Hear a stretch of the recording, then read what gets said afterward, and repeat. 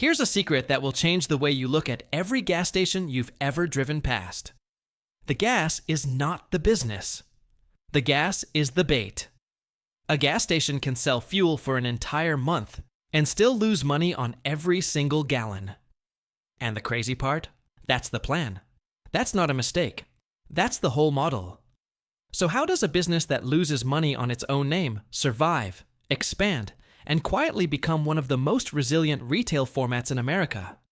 To understand that, you have to go back to the moment gas stations almost went extinct and the strange decision that saved them. Picture a small-town gas station in the early 1970s. One pump island, a metal sign creaking in the wind, and an owner, let's call him Ray, standing behind the counter in a stained uniform shirt, watching cars roll in and out all day. Back then, the math was simple. You bought gasoline wholesale, you marked it up a few cents, and you sold it. That was the entire business. No coffee machines. No hot dogs turning slowly under heat lamps. Just fuel. Then, in 1973, the Arab oil embargo hit. Crude oil prices quadrupled almost overnight. Suddenly, Ray wasn't setting his own prices anymore. The world was setting them for him, and the world didn't care if he survived. "Ray, you're selling gas for a nickel less than you paid for it," his supplier told him on the phone. "I know," Ray said, "but if I raise the price, they'll drive to the station down the road instead." That single sentence is the seed of everything that follows. Ray couldn't control the price of oil. He couldn't control his competitor's price. The only thing he could control was what happened after the customer parked the car. He started small. A cooler of soda by the register. A rack of cigarettes. A jar of beef jerky nobody asked for, but everybody eventually bought. Nobody called it a strategy. It was survival. But survival, it turns out, was about to become the most quietly profitable idea in American retail. This is the story of how a business that appears to sell gasoline actually sells something completely different, and how understanding that difference explains everything from why gas prices swing wildly to why every gas station suddenly has a Subway inside it. Let's start with the number that breaks most people's brains the first time they hear it. On average, a gas station makes somewhere between 3 and 7 cents of profit per gallon. Sometimes less. Sometimes nothing. Sometimes negative. Think about that. You fill up a 15-gallon tank. The station might clear $1, maybe $2. After paying the person behind the counter, after paying the electricity to run the pumps, after paying the credit card processing fee, which, by the way, eats a huge chunk of that margin, the station is left with pocket change. So why, you're probably asking, does the sign outside show the price in giant 6-foot numbers, lit up like a casino, visible from half a mile away? Because that price is not selling gas. That price is selling foot traffic. The gas station is running an ad for itself, and the ad happens to be shaped like a fuel price. Here's the mechanism, explained the way a 5-year-old would understand it. Imagine a candy store that lets you take one free lollipop, but only if you walk all the way to the back of the store to get it. On the way there and back, you pass shelves of toys, chips, and soda. The lollipop isn't the business. The walk is the business. That's gasoline. It is the free lollipop that gets a car and a human with a wallet to physically stop, park, and walk inside a building for anywhere between 90 seconds and 5 minutes. And once you're inside, the math flips completely upside down. A fountain drink that costs the store about 12 cents to make sells for $2. A candy bar bought wholesale for 40 cents sells for $1.75. Coffee, cheap, hot, and endlessly repeatable, can carry margins north of 80%. "You're telling me," a young manager once said to his regional supervisor, only half joking, "that the gas is basically a loss leader for beef jerky?" "Congratulations," the supervisor replied. "You just figured out the whole industry." This is why, when oil prices spike and gas becomes brutally expensive, the stations don't panic the way you'd expect, because the fuel was never really the profit. It was the hook. And the fish? That's you, walking in for a bottle of water and walking out $12 poorer. But here's the twist nobody expects.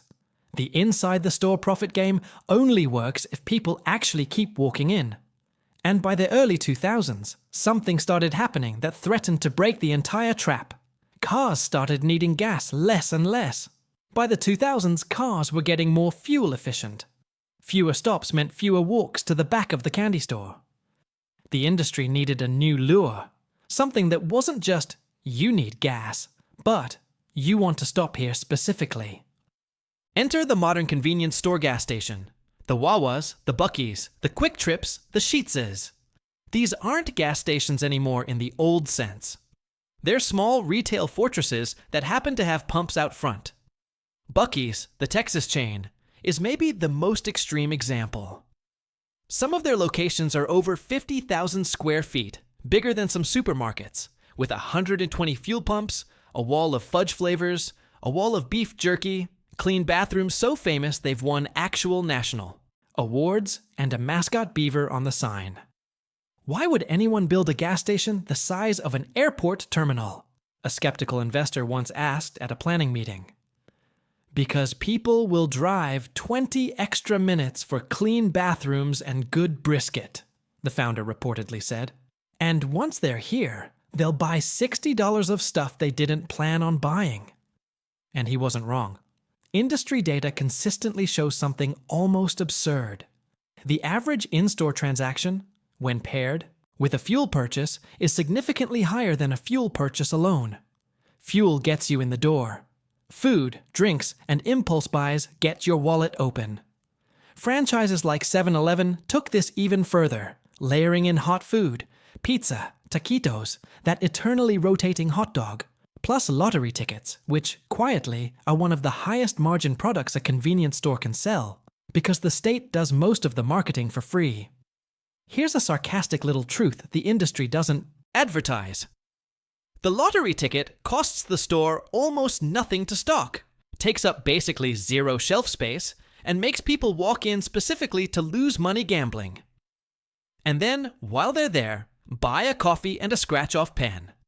It's a profit machine disguised as a public service. By the 2010s, the modern gas station had fully transformed. It wasn't selling fuel.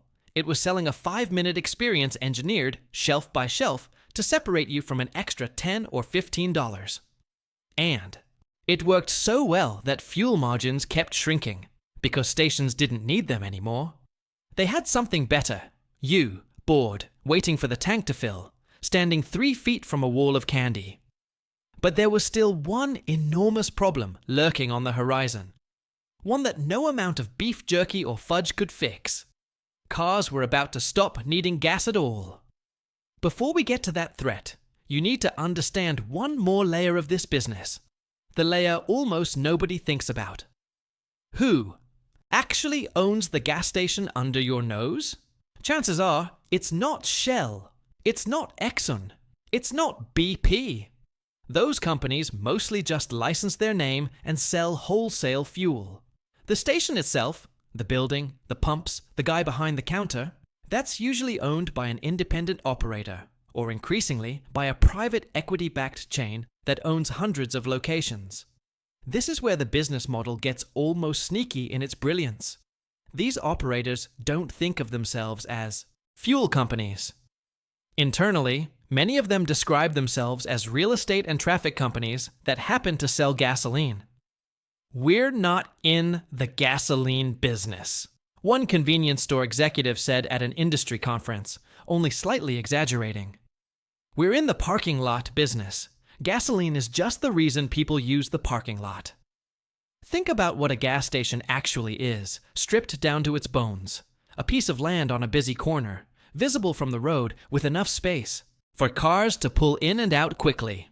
That land, that visibility, that traffic flow, that's the real asset. The fuel pumps are just furniture sitting on top of it. This is why gas station real estate is quietly one of the most valuable retail categories per square foot in the country. A well-located corner lot with high traffic can be worth millions. Not because of the gasoline sold there, but because of the guaranteed footfall it generates, day after day, year after year, rain or shine, recession or boom. And here's the part that would make Ray, back in his stained uniform shirt in 1973, fall out of his chair. Some gas station chains now make more money leasing out ATM space, vending machine space, and car wash contracts than they do from either fuel or snacks combined. Car washes deserve their own mention here, because they might be the cleverest addition of all. Pun fully intended. A basic automated car wash costs a few dollars in water and electricity to run per car and can ice. Charge $10, $15, $20 a wash. Some chains even sell monthly unlimited car wash memberships, essentially turning car cleanliness into a subscription service. The same trick used by gyms and streaming platforms. By this point, the gas station had quietly become one of the most diversified small businesses in America. Fuel, food, tobacco, lottery, real estate, car washes, ATM fees. A dozen tiny revenue streams stitched together under one roof, all funded by the simple act of you needing to be somewhere and needing gas to get there. It was, in a strange way, close to bulletproof. Nearly every angle was covered, except one. For decades, the entire industry operated on one unquestioned assumption, repeated so often it became gospel. Cars need fuel. Fuel needs stations. Stations will always exist. It felt as permanent as roads themselves. By the 2010s, some of the biggest fuel retailers were doubling down harder than ever. Massive travel centers went up along interstates. Chains spent hundreds of millions expanding pump counts, building bigger stores, adding more food counters, betting that the traffic would only grow. Electric cars are a niche, one fuel industry analyst confidently told a trade publication in the mid-2010s. They'll never make up more than a rounding error of total vehicles on the road. It's almost funny now, in a dark sort of way, how wrong that sentence would turn out to be. Because while gas station chains were pouring capital into bigger pump islands and shinier snack aisles, something was quietly scaling in garages in California, then in factories in China, then in showrooms everywhere. Electric vehicle sales, which were a statistical joke in 2012, started climbing. Slowly at first. Then not so slowly. By the early 2020s, EVs were no longer a hobbyist's toy. They were showing up in regular driveways, regular parking lots, regular used car listings. And here's the part that should have terrified every gas station owner, but somehow for years didn't fully register. An EV owner doesn't stop at a gas station. Ever. Not once. They plug in at home, overnight, while they sleep, and they wake up with a full tank. They never had to think about. No walk to the back of the store. No candy bar impulse buy. No fountain drink. No lottery ticket. The entire trap, the one built so carefully since Ray's cooler of soda in 1973, depends on one single moment.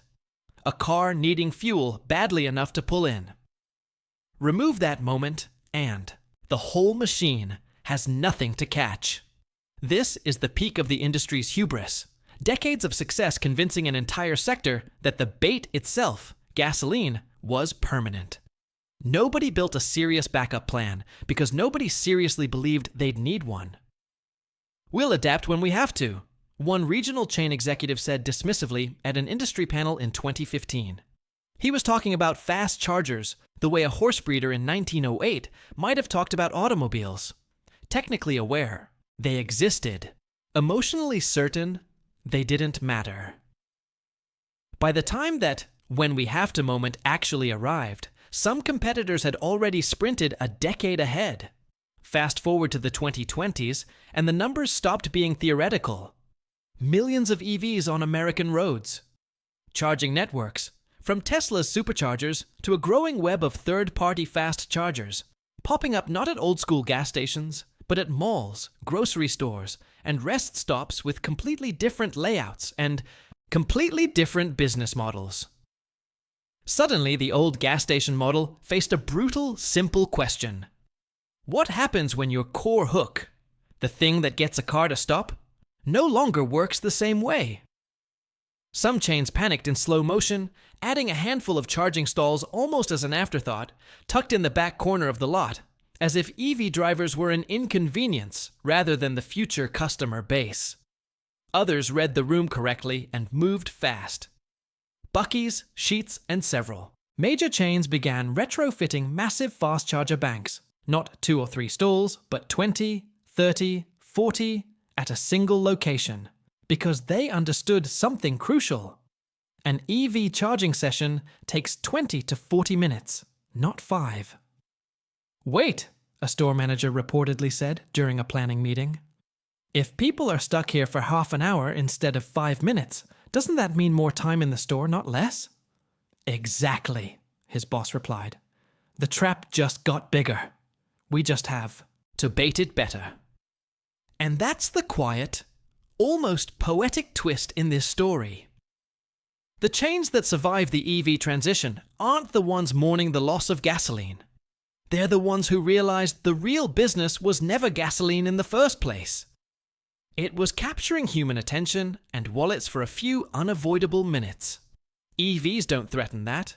They actually extend it. 30 minutes of charging is 30 minutes of browsing, snacking, and impulse buying, not 5. But the chains that clung too hard to the old identity, the ones that saw themselves as gas stations rather than traffic capture businesses, those are the ones now watching fuel volumes decline in EV-heavy states, watching margins tighten, watching a decades-old certainty dissolve in real time. Collapse in this industry doesn't look like a dramatic bankruptcy headline. It looks quieter than that. A station in a wealthy EV-adopting suburb sees fuel sales drop year after year. Foot traffic drops with it. The Saturday snack aisle sales drop with that. One by one, the tiny profit centers stacked on top of gasoline start to wobble, because the whole tower was built on the assumption that a car eventually always needs to stop. Remove the assumption. Watch the tower shake. So what actually is the gas station business model once you strip away the neon sign and the 6-foot fuel prices? It was never about gasoline. It was about a stolen 60 seconds of your attention, engineered shelf by shelf into candy, bars, coffee, lottery tickets, and car washes. Ray, back in 1973, watching helplessly as oil prices quadrupled, stumbled onto a truth that a whole industry would spend the next 50 years perfecting. You can't always control the thing that gets people through the door. But once they're inside, you can control almost everything else. And now, in the middle of the biggest shift in transportation in a century, that same lesson is being tested all over again. The gas stations that understood their real business, traffic, time, and impulse, are adapting, building bigger charging bays, bigger stores, longer stays.